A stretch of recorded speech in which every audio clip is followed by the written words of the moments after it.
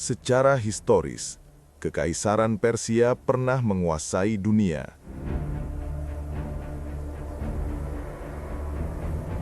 Hamparan kekuasaan yang luas membentang dari Laut Egea hingga Sungai Indus, tempat 60 negara tunduk di bawah satu panji. Tetapi, kekaisaran pada akhirnya runtuh, dinasti bangkit, dan jatuh, dan tanah itu, Iran.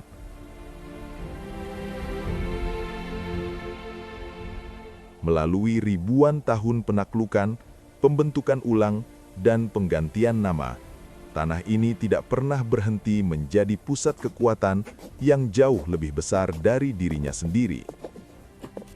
Hari ini, seluruh bobot gelombang sejarah itu bertemu di selat yang lebarnya hanya 21 mil. Hampir tak terbayangkan bahwa hanya 21 mil air membawa hampir 20% pasokan minyak global. Lebih dari sekedar batas geografis, ini adalah persimpangan fatal, di mana ambisi manusia untuk berkuasa dan getaran dahsyat bumi bertabrakan dengan tekanan yang sangat besar. Di ruang di mana setiap gerakan diawasi oleh para strategi utama dunia, bahkan retakan terkecil dalam operasinya dapat memicu bencana, mengubah kemakmuran bangsa menjadi abu dalam sekejap gangguan.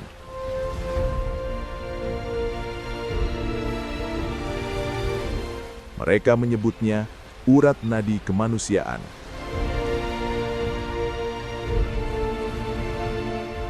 Inilah Selat Hormuz.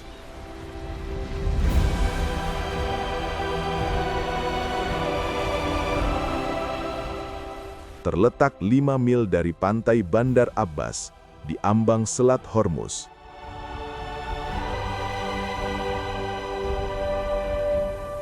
Jalur sempit yang dilalui sekitar 1/5 minyak dunia yang diperdagangkan setiap hari.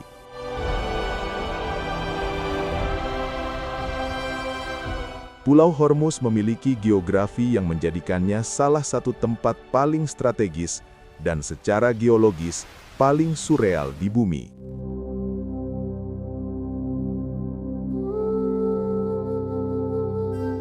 Pulau ini adalah lapisan garam, massa garam, dan batuan vulkanik kaya mineral berusia 600 juta tahun yang menekan ke atas melalui sedimen di atasnya selama 50.000 tahun terakhir, melipat oksida besi, hematit, gipsum, dan senyawa vulkanik lainnya menjadi lebih dari 70 warna mineral yang berbeda.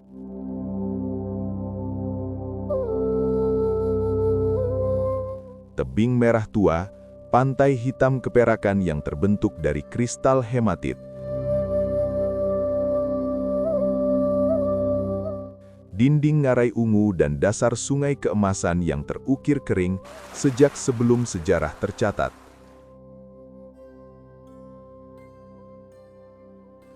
Lanskap ini tidak tampak tidak nyata karena belum tersentuh.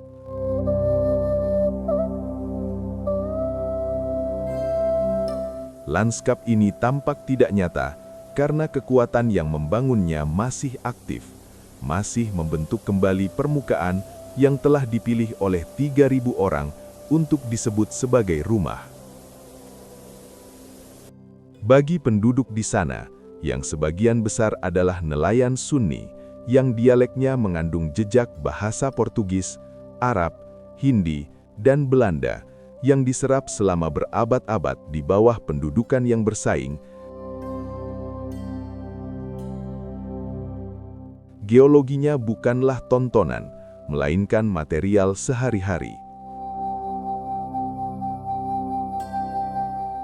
Para wanita menggiling tanah oker merah yang secara lokal disebut gelak menjadi rempah-rempah yang mewarnai rebusan dan memberi rasa pada roti, mengubah kelangsungan hidup mineral langsung menjadi identitas kuliner.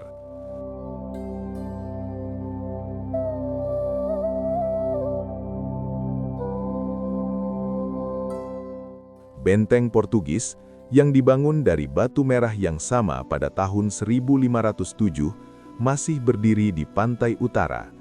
Dinding-dindingnya kembali menyatu dengan lanskap tempat batu itu digali.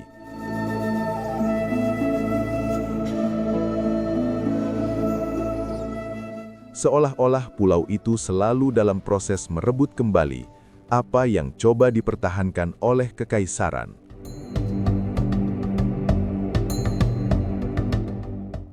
Hari ini, suhu teluk yang menghangat memutihkan terumbu karang di lepas pantai, sementara ekonomi pariwisata yang berkembang secara bertahap mengerosi formasi geologi yang dulu menarik pengunjung ke sini.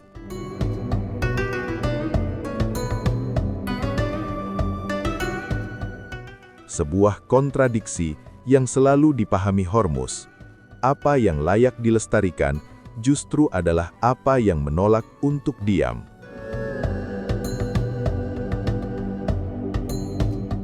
Tempat-tempat seperti Hormuz mengingatkan kita bahwa material tertua di bumi bukanlah yang paling stabil.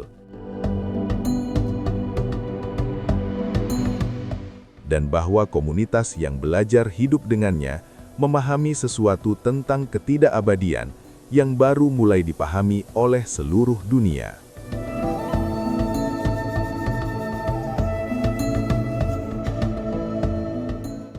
Di suatu tempat di balik tebing utara, melalui jalur sepanjang 21 mil yang sama, Hormuz telah menyaksikan setiap abad keberadaannya 20 juta barel minyak bergerak setiap hari.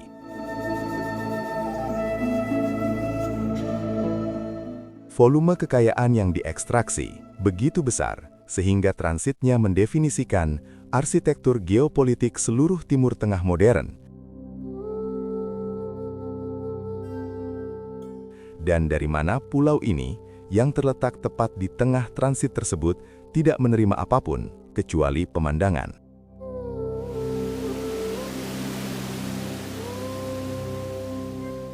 Ketidakhadiran itu bukanlah kebetulan.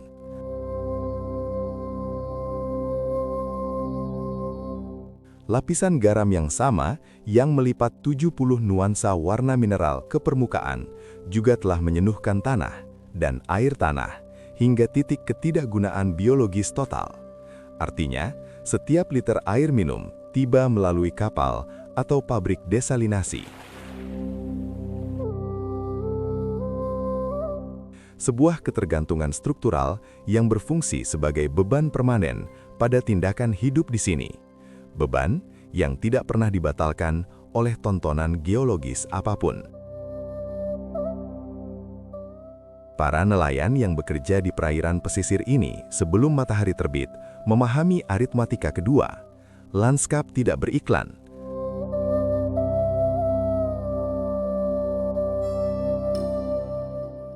Teluk tempat ayah mereka memancing bukanlah teluk yang mereka garap sekarang. Stok ikannya tertekan oleh penangkapan ikan industri dan suhu air yang telah menggeser hasil tangkapan musiman di luar jangkauan rumah tangga pemilik perahu kecil.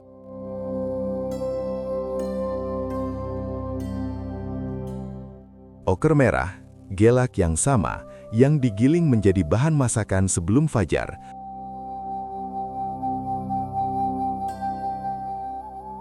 telah dikenakan pembatasan pengambilan. Intervensi ini datang bukan sebagai perlindungan, tetapi sebagai penghapusan sumber daya terakhir yang dapat dijual pulau itu tanpa harus meninggalkannya.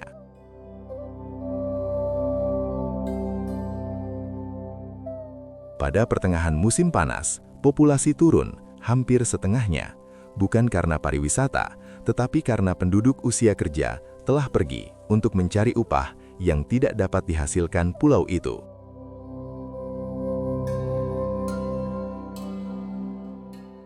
Kepergian yang berulang setiap tahun dengan keteraturan yang tenang seperti pasang surut, meninggalkan yang sangat muda, yang sangat tua, dan lanskap itu sendiri yang terus menghasilkan warnanya tanpa peduli.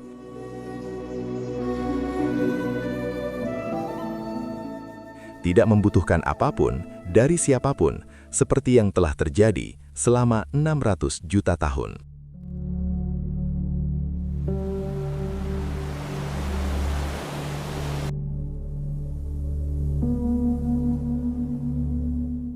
Membentang sejauh 96 mil di panjang tepi utara Selat Hormuz dan meliputi lebih dari 575 mil persegi luas permukaan yang lebih besar dari Bahrain dan Singapura jika digabungkan. Qeshm adalah pulau terbesar di Iran dan satu-satunya geopark global UNESCO di Timur Tengah, sebuah sebutan yang diperoleh bukan melalui ambisi administratif, tetapi melalui kebutuhan geologis. Pulau ini terletak di batas tumbukan lempeng tektonik Arab dan Eurasia. Kompresi selama 25 juta tahun telah melipat batuan sedimen di atas lapisan garam yang bergeser, menghasilkan lanskap yang sekaligus menghadirkan interior katedral garam.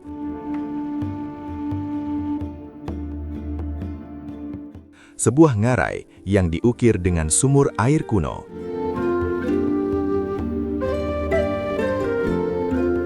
Dan hutan bangkau yang cukup lebat untuk melindungi flamingo yang bersarang dari teluk terbuka.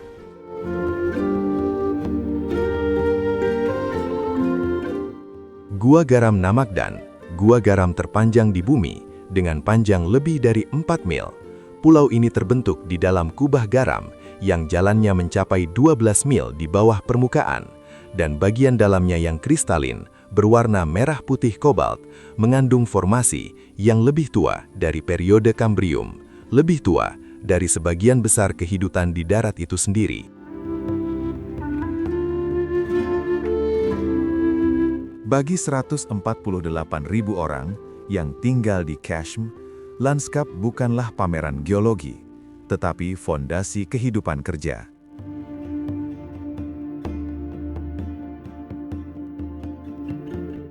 Para pembuat kapal di pulau itu masih mempraktikkan konstruksi lenga, sebuah kerajinan warisan tak benda yang ditetapkan UNESCO.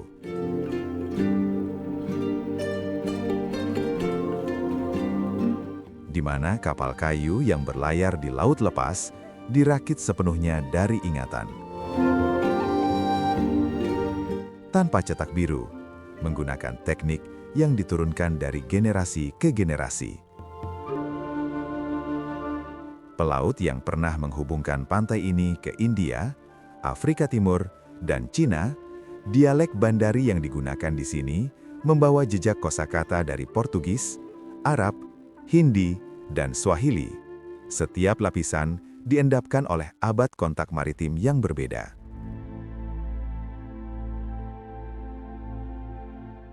Wanita mengenakan borga, topeng berparuh yang menutupi bagian bawah wajah, bukan sebagai hiasan, tetapi sebagai perlindungan matahari fungsional yang dikembangkan selama berabad-abad.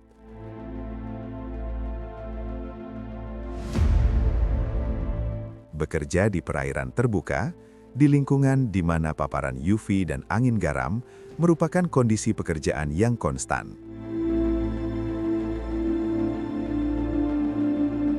Qeshm menjadi seperti ini melalui dua jenis kekuatan, geologis dan imperial.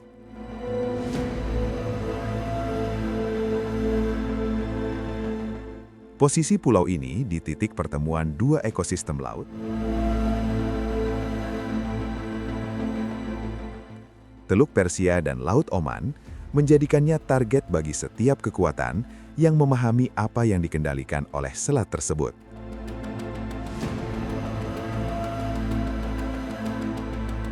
Ketegangan yang dihadapinya saat ini terjadi secara bersamaan. Meningkatnya suhu teluk menyebabkan terumbu karangnya memutih.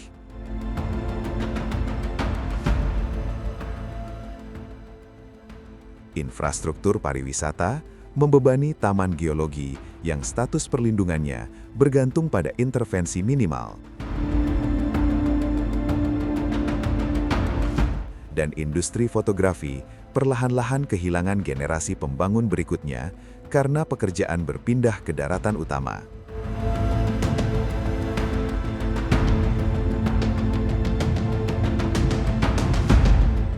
Tempat-tempat seperti Cache mengingatkan kita bahwa skala dan usia tidak menjamin kelangsungan hidup.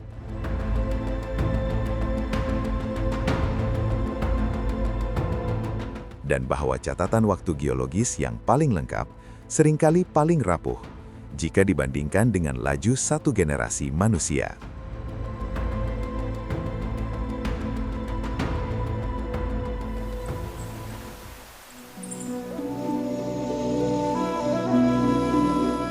Terletak hanya 3 mil dari jalur pelayaran internasional yang dilalui sekitar 21 juta barel minyak setiap hari, Pulau Larak adalah pulau terkecil dari 3 pulau strategis yang mengapit Selat Hormuz.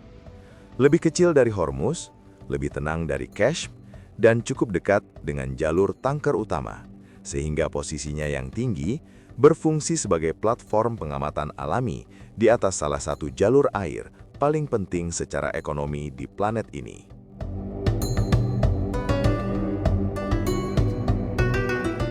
Pulau ini berbatu dan curam, menjulang tiba-tiba dari dasar teluk yang dangkal dan hangat.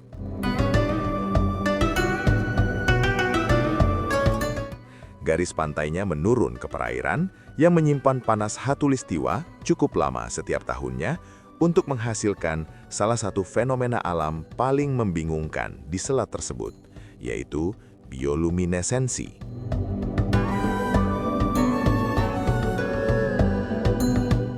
Pada malam yang tenang, dari akhir musim panas hingga musim gugur, fitoplankton yang terkonsentrasi di dekat permukaan akibat sirkulasi teluk yang terbatas menghasilkan gelombang cahaya biru kehijauan dingin yang meniru gerakan laut dalam. Luminesensi murni.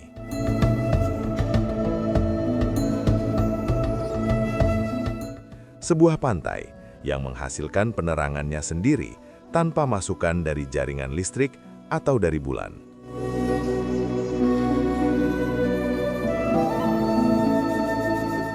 Bagi komunitas nelayan kecil yang selalu bekerja di pulau ini, biologi air yang bercahaya tidak dapat dipisahkan dari kehidupan praktis.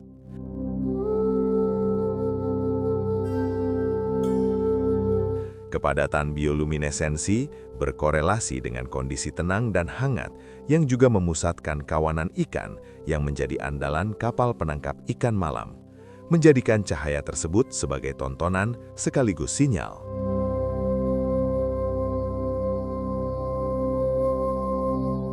Rumah-rumah di sini dibangun dari tanah padat dan agregat karang dengan dinding yang cukup tebal untuk mengatasi perubahan suhu ekstrim antara malam bulan Desember yang dapat mencapai 50 derajat Fahrenheit dan siang hari bulan Agustus yang secara teratur melebihi 110 derajat Fahrenheit.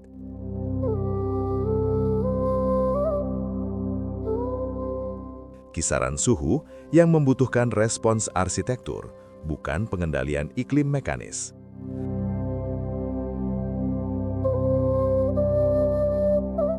Larak memiliki signifikansi strategis sejak awal.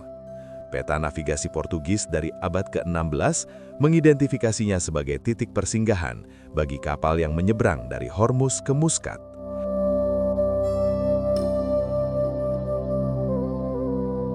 Dan signifikansi itu tidak pernah berkurang.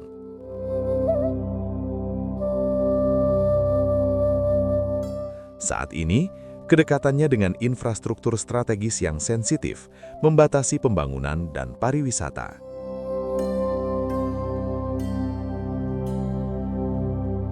Melestarikan melalui pembatasan strategis apa yang telah hilang dari pulau-pulau teluk lainnya akibat tekanan komersial.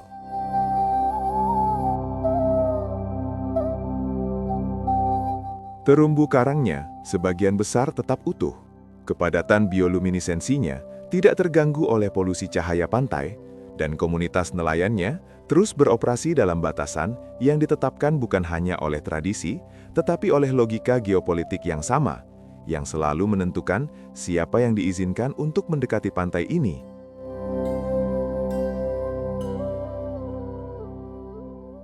tempat-tempat seperti Larak mengingatkan kita bahwa ketidakjelasan terkadang merupakan kondisi terbaik untuk melestarikan apa yang dihancurkan oleh kejelasan.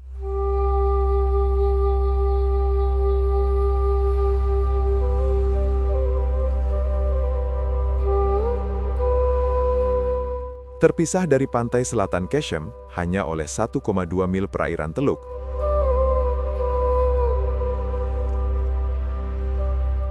Pulau Henggam hanya menempati wilayah seluas 13 mil persegi, menjulang hingga maksimum 348 kaki di atas permukaan laut,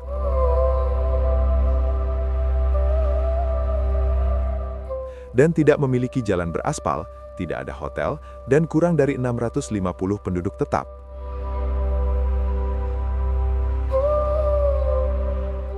Pola pemukiman di sini sebagian besar tetap tidak berubah selama beberapa abad, perebutan wilayah Persia, Portugis, dan Inggris.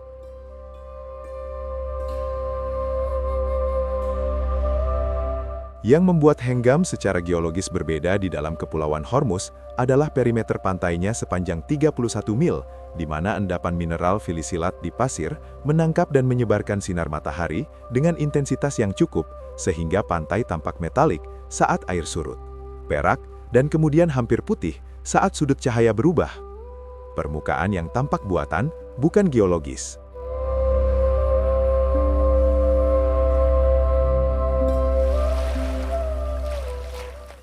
Setelah gelap, mekarnya fitoplankton di teluk menghasilkan cahaya bioluminesen yang sama seperti yang ditemukan di dekat Larak, cahaya biru dingin yang ditarik melintas di air oleh pergerakan gelombang.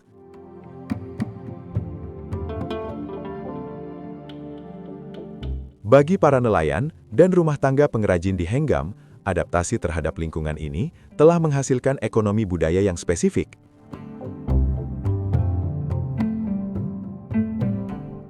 Para wanita di sini, termasuk di antara sedikit wanita nelayan di Teluk Persia, berangkat sebelum fajar dengan perahu kayu kecil untuk memasang tali pancing, yang menargetkan barakuda dan ikan kaisar berbintik.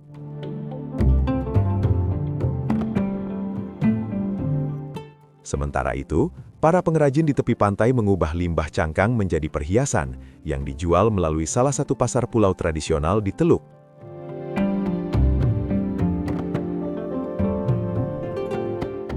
Upacara Zar, sebuah ritual tabuhan drum yang menghipnotis dan transkolektif yang dipraktikkan di sepanjang wilayah pesisir ini.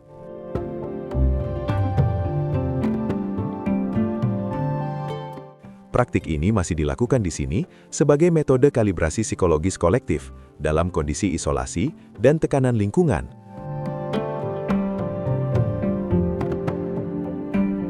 Sebuah praktik yang sudah ada berabad-abad sebelum kedatangan pengobatan formal.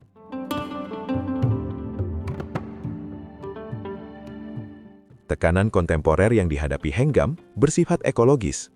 Lumba-lumba hidung botak Indo-Pasifik yang berkumpul di teluk antara Henggam dan Keshem dari musim gugur hingga musim semi, semakin terganggu oleh lalu lintas kapal wisata selama musim puncak.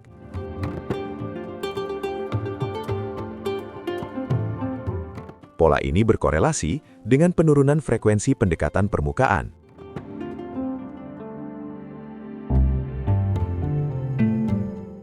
Pantai Perak telah diberlakukan pembatasan pengunjung setelah penambangan mineral oleh wisatawan yang salah mengidentifikasi pasir filisilat sebagai barang koleksi.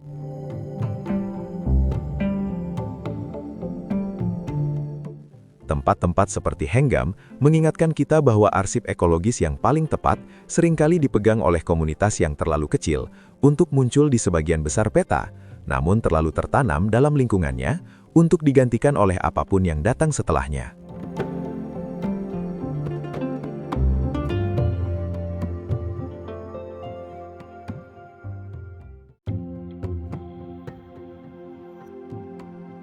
Terletak 12 mil di lepas pantai selatan Iran.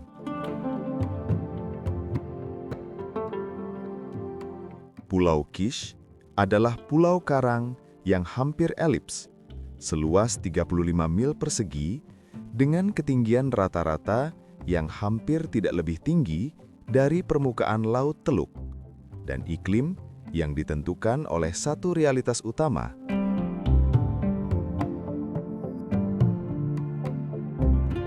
Teluk Persia memerangkap dan menyimpan panas dengan efisiensi seperti cekungan termal dangkal, menghasilkan suhu udara musim panas yang secara teratur melebihi 110 derajat Fahrenheit, dan kelembapan sepanjang tahun yang membuat pulau itu terasa tertutup daripada terbuka.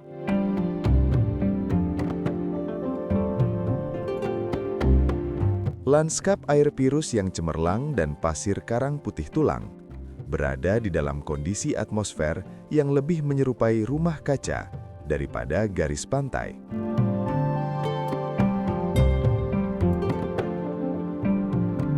Di bawah pulau, membentang 52 kaki di bawah tanah, terdapat sistem kanal berusia 2.500 tahun yang awalnya dibangun untuk menyaring air hujan melalui lapisan karang fosil dan tanah liat secara berurutan, memurnikannya hanya dengan kontak mineral sebelum disalurkan sebagai air minum kepada penduduk yang tidak memiliki sumber air tawar lainnya.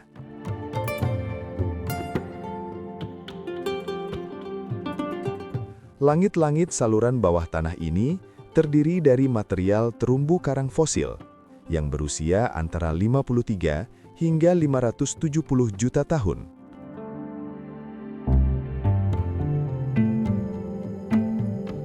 Lapisan yang mencatat dalam biologi batu sejarah dasar laut, tempat seluruh pulau sekarang berada.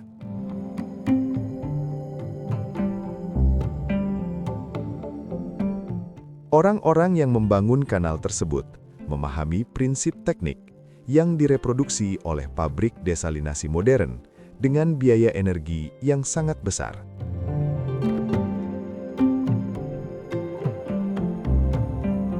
Geometri penyaringan karang dengan kedalaman dan waktu yang cukup menghasilkan air yang cukup murni untuk menopang sebuah kota.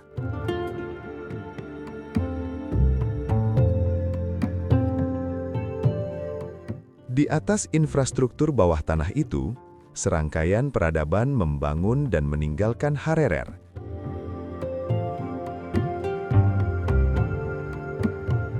Sebuah kota perdagangan dari abad ke-8 Masehi yang reruntuhan karangnya masih berdiri di tepi utara pulau.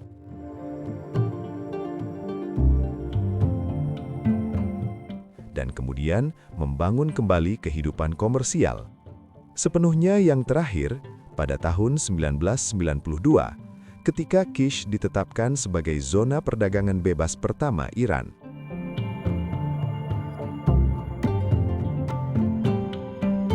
Kapal kargo Yunani Cooler F yang dibangun di Skotlandia pada tahun 1943 dan akhirnya kandas di terumbu karang barat daya Kish pada tanggal 25 Juli 1966.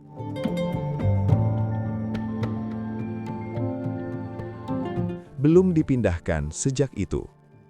Lambungnya yang berkarat sepanjang 446 kaki terletak di perairan dangkal, berwarna biru kehijauan saat matahari terbenam.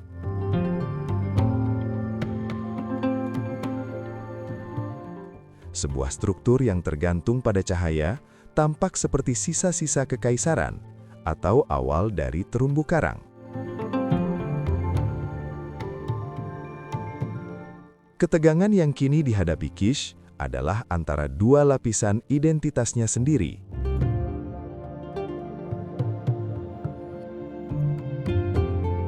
Pulau yang sistem perairannya berusia 2.500 tahun mewakili salah satu solusi teknik hemat energi paling elegan dalam sejarah.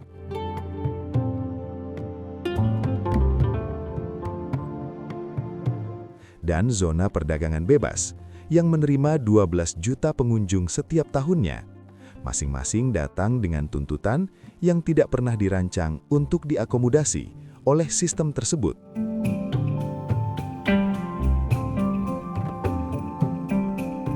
Tempat-tempat seperti Kish mengingatkan kita bahwa infrastruktur untuk bertahan hidup dan infrastruktur untuk konsumsi menempati lahan yang sama, dan bahwa jarak di antara keduanya jarang senyaman yang terlihat dari permukaan.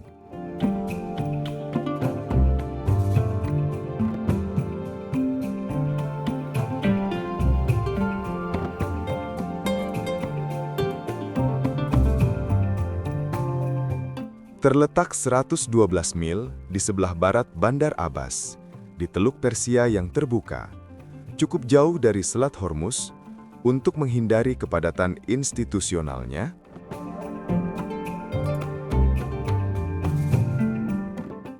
Lavan adalah pulau dataran rendah seluas 17 mil persegi yang geologinya antiklin terkompresi dari batu kapur dan evaporit.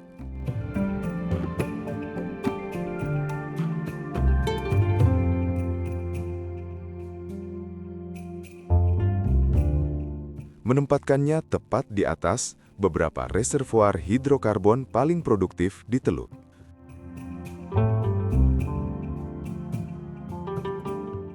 Lanskapnya dibentuk oleh kontradiksi yang tercipta.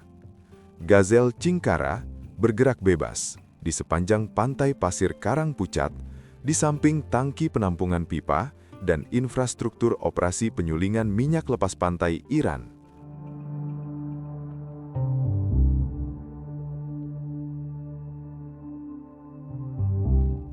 Kontras visual yang begitu ekstrim sehingga membuat kategori konvensional lanskap alami dan industri menjadi tidak berarti secara fungsional.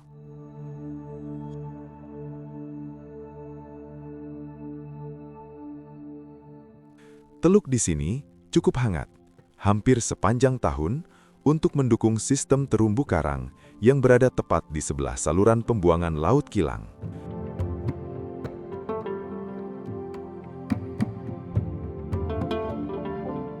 Ketahanan yang kurang meyakinkan daripada kedengarannya.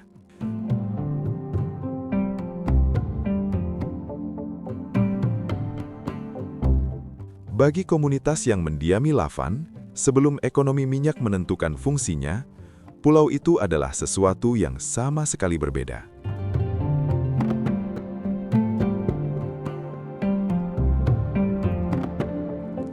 Pusat penyelaman mutiara yang begitu penting, sehingga para penyelamnya yang berbahasa Bandari dikenal di seluruh jaringan perdagangan Teluk.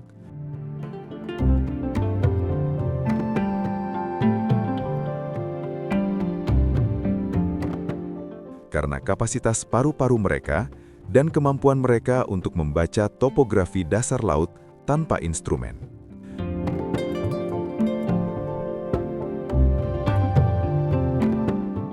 Ekonomi itu runtuh secara definitif pada tahun 1930-an, ketika teknologi mutiara budidaya Jepang menghilangkan alasan komersial untuk penyelaman mutiara alami di seluruh teluk.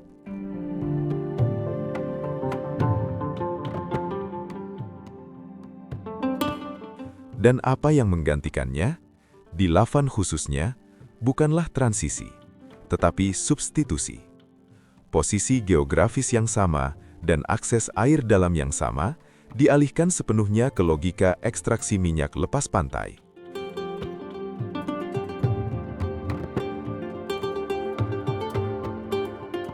Realitas kehidupan sehari-hari di Lavan sekarang bergerak secara bergantian. Pekerja kilang bergiliran bertugas dari daratan utama. Nelayan bekerja di teluk terbuka, di luar zona eksklusi kilang.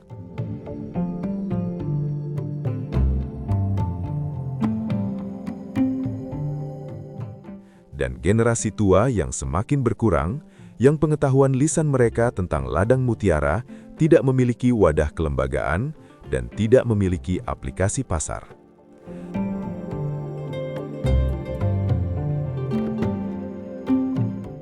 Tempat-tempat seperti Lavan mengingatkan kita bahwa geografi yang membuat suatu tempat berharga bagi orang lain jarang merupakan geografi yang membuatnya layak untuk ditinggali.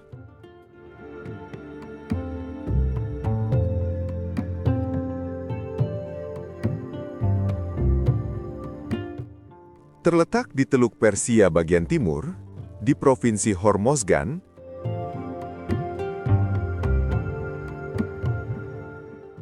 Shidwar adalah pulau tak berpenghuni yang pasir karang, pantai, dan kejernihan airnya secara sepintas tidak dapat dibedakan dari citra resort pribadi yang mendefinisikan pemasaran pariwisata kelas atas di Teluk.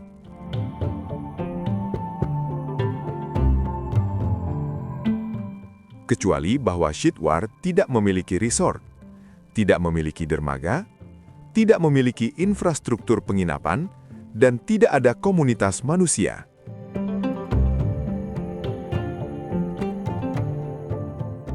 Kondisi ini dipertahankan bukan hanya oleh peraturan, tetapi juga oleh populasi ular berbisa bertanduk Persia yang cukup padat, sehingga pulau itu mendapatkan julukannya Pulau Ular dari para pelaut yang belajar dari generasi ke generasi bahwa pantai yang terlihat paling mudah diakses juga merupakan pantai yang paling banyak dihuni.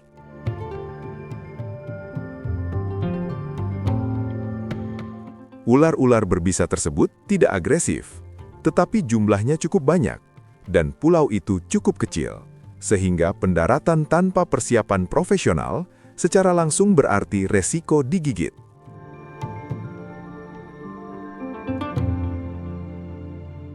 Sistem keamanan biologis yang lebih efektif daripada kebanyakan sistem administratif.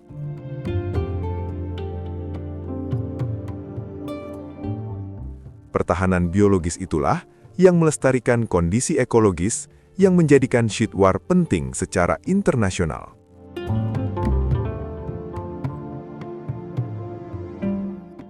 Pulau ini terdaftar sebagai situs lahan basah Ramsar dan berfungsi sebagai salah satu tempat bersarang paling penting bagi penyu laut hawksbill di Teluk Persia.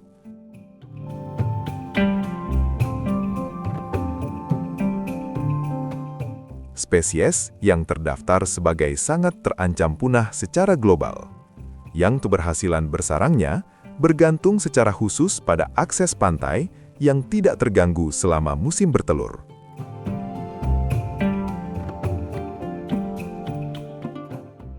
Pantai yang sama yang dipertahankan oleh ular-ular berbisa dari gangguan manusia adalah pantai yang dikunjungi kembali oleh penyu setiap tahun dari jarak ratusan mil dengan bernavigasi menggunakan medan magnet ke garis lintang dan garis bujur tertentu, tempat mereka sendiri menetas.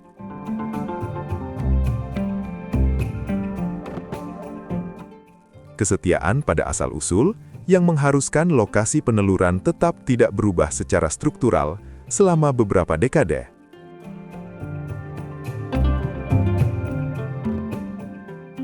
Tekanan kontemporer yang dihadapi Chitwar bukanlah dari pariwisata, tetapi dari pemanasan perairan teluk yang secara progresif mengubah gradien termal yang menentukan rasio jenis kelamin penyu laut selama inkubasi.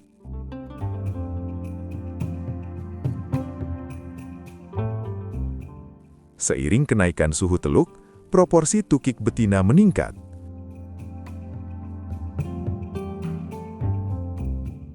Respon biologis terhadap kelebihan termal yang jika berkelanjutan, pada akhirnya akan menggeser populasi melampaui ambang batas kelangsungan reproduksi.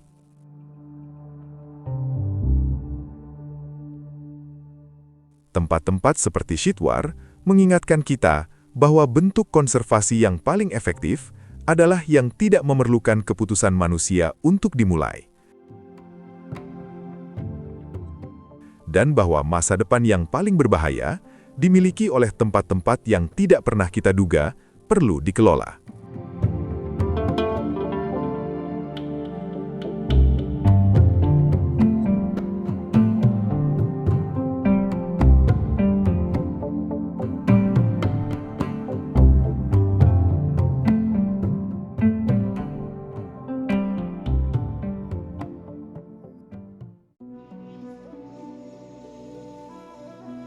Teluk Persia di Iran sering direduksi menjadi satu citra tunggal, selat yang diperebutkan, titik tekanan geopolitik, wilayah yang didefinisikan oleh apa yang melewatinya, bukan oleh apa yang hidup di dalamnya. Namun realitasnya jauh lebih tua dan jauh lebih kompleks.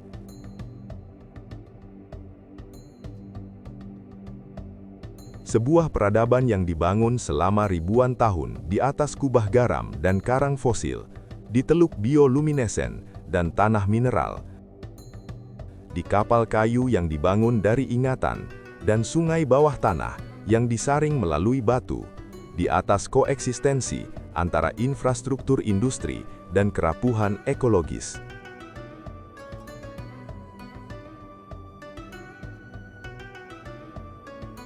Semua itu dihidupkan oleh komunitas yang memahami bahwa bertahan hidup di lingkungan ekstrim bukanlah krisis, melainkan kondisi yang harus dijalani. Ini adalah tempat-tempat yang seharusnya tidak berfungsi menurut standar modern. Namun mereka tetap bertahan, bukan karena kepastian, tetapi karena kecerdasan yang terakumulasi dari generasi ke generasi.